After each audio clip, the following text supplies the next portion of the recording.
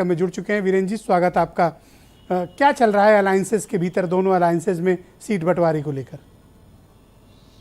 देखिए, अभी सीट बंटवारा तो फार्मूला कोई आया नहीं, लेकिन ये चर्चा शुरू हो गई कि सीट बंटवारे पर कौन बॉस होगा, कौन बांटेगा। लेकिन ये बात बहुत महत्वपूर्ण है कि उत्तर प्रदेश में जब इंडिया और एनडीए ये गठबंधनों के बीच एक लड़ाई होगी तो वो लड़ाई काफ़ी कांटे की है, रोचक है और सीधी है।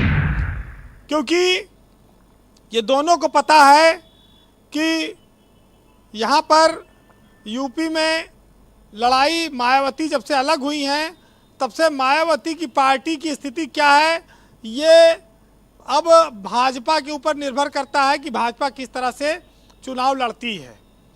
मायावती अकेले लड़ेंगी तो क्या 80 सीटों पर वो कैंडिडेट लड़ा पाएंगी, और वो अगर गठबंधन से बाहर लड़ती हैं तो सीधी टक्कर क्या समाजवादी पार्टी और यानी कि एनडीए और इंडिया गठबंधन के बीच होगी।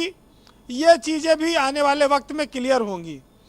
बीजेपी की एक कोशिश ज़रूर है कि ये टिकट बंटवारे में तमाशा हो जाए, थोड़ा सिर फुटौल हो जाए, विवाद हो जाए और उससे ये मैसेज चला जाए कि ये लोग आपस में एकजुट नहीं हैं, तो वो आसानी से 75 सीटों पर चुनाव जीते। उसका लक्ष्य है कि 75 प्लस सीटें जीतनी है। देखिए, गठबंधन को लेके तो अभी इंडिया पे तमाम आशंकाएं पहले से चल रही हैं कि इसमें से एक दल टूट सकता है।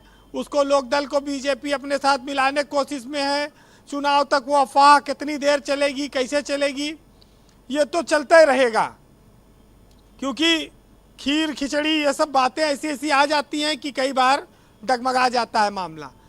ये ज़रूर है कि अखिलेश यादव के लिए कहा गया कि भाई दिल बड़ा रखो, अपने लोगों को ज़्यादा देना पड़ेगा। लोक दल के लिए 2022 के विधानसभा चुनाव में दिल बहुत बड़ा रखा और काफ़ी दिल बड़ा रख के दे दिया। अब इस बार दिल को थोड़ा से कम सिकुड़ाना पड़ेगा, क्योंकि डिमांड हर बार बराबर नहीं हो सकती। मांग एक बार भरपूर पूरी की जा चुकी है, इस बार शायद 7-8 सीटों पर लोकदल से उनकी सहमति बने, इस तरह की चीज़ें सामने आ रही हैं। देखिए, इस सीटों में बंटवारे के साथ साथ उत्तर प्रदेश में सबसे महत्वपूर्ण लड़ाई दलित वोटों की है, क्योंकि मायावती कमज़ोर होती जा रही हैं, बीजेपी उनका स्थान लेती जा रही है, दलित वोटों को खींचने में लगी है। मायावती अगर 80 सीटों पर लड़ती हैं, लड़ा पाती हैं, तो वो किस तरह से लड़ेंगी और जहां पर वो कमज़ोर होंगी उनका वोट किधर जाएगा, ये बड़ा निर्णायक होगा, ये बड़ा इम्पॉर्टेंट होगा।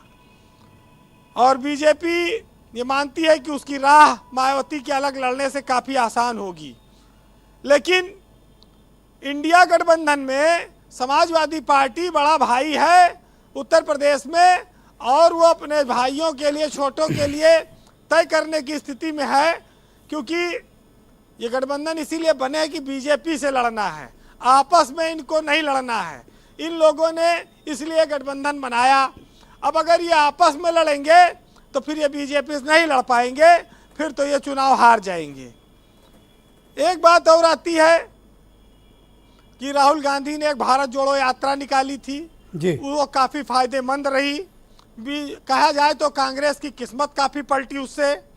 क्या उत्तर प्रदेश में भी वो आगे इस यात्रा को निकालेंगे चुनाव के समय? ये एक टर्निंग पॉइंट हो सकता है कांग्रेस की सियासत का। दूसरा, आजकल वो कभी कुली बन जाते हैं, कभी वो मंडी में पहुंच जाते हैं, कभी धान तो बो ही चुके हैं एक बार जाके हरियाणा में।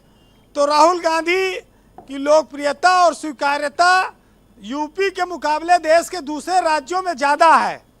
यूपी में अभी इसका परिणाम और इसका परीक्षण होना बाकी है जी, ये चुनाव में पता लगेगा जी। लेकिन ब्रजेश जी, अगर आप चुनाव को देखें तो दो तरफ से दो मुद्दे उस पर लड़े जाएंगे। एक तरफ का मुद्दा है महंगाई, बेरोजगारी, भ्रष्टाचार, पेट्रोल डीजल, छुट्टा जानवर। दूसरे तरफ का मुद्दा है राम मंदिर, हिंदू मुसलमान, बुलडोजर, गाड़ी पलटना, उज्ज्वला योजना, महिला आरक्षण, मोदी योगी। ये अलग अलग इन लोगों के मुद्दे हैं जी जी वीरेंद्र जी। और ये बीजेपी देखिए बड़ी पार्टी है, हर हथकंडा अपनाएगी, चुनाव तक वो इंडिया गठबंधन में कोई ना कोई टूट फूट कराने की कोशिश करेगी। नहीं मानोगे तो अभी फिर छापा छुपा वाला भी धड़ाधड़ कार्यक्रम चलेगा ही, उस पर बहुत देर तक आप इंतजार नहीं कर सकते, चुनाव पहले होना है। और उस पर भी सब के बाद भी नहीं तो फिर ओवैसी भी आएंगे, ओवैसी भी कैंडिडेट लड़ाएंगे। जी। तो भाजपा तो 10 उंगली घी में है, इतना आसान नहीं है कि भाई उनके पास तो बहुत कुछ है। अब ये देखना होगा कि ये लोग सीट बंटवारे में फंसे रह जाते हैं या भाजपा से मुकाबला करने के लिए अपने तमाम सारी चीज़ों को त्यागते हैं। ये सौभाग्य कहिए कि ये मैनपुरी और घोसी का उपचुनाव जीत गए, तो इससे समाजवादी पार्टी का मनोबल बढ़ा, ताकत बढ़ी।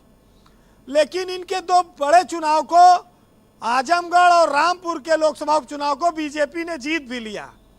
हालांकि वो खुद मुतमईन नहीं है कि लोकसभा में आम चुनाव जीत पाएगी कि नहीं उसको, अब वो जैसे जीती, लेकिन अभी तो खैर उनके पास है सीटें ये जी। तो अब तो 14 सीटें बची हैं विपक्ष के पास, अब उसमें देखिए क्या होता है। तो ये सब बातें हैं बहुत सारी। बहरहाल एक साहित्यकार ने लिखा है, सुनिएगा, कि होठों पे हंसी और दिलों में खाई लेकर बैठे हैं और हिसाब सब पाई पाई लेके बैठे हैं, और बाबूजी आज करने वाले हैं घर का बंटवारा, और जिंदगी में पहली बार चारों भाई इकट्ठे बैठे हैं।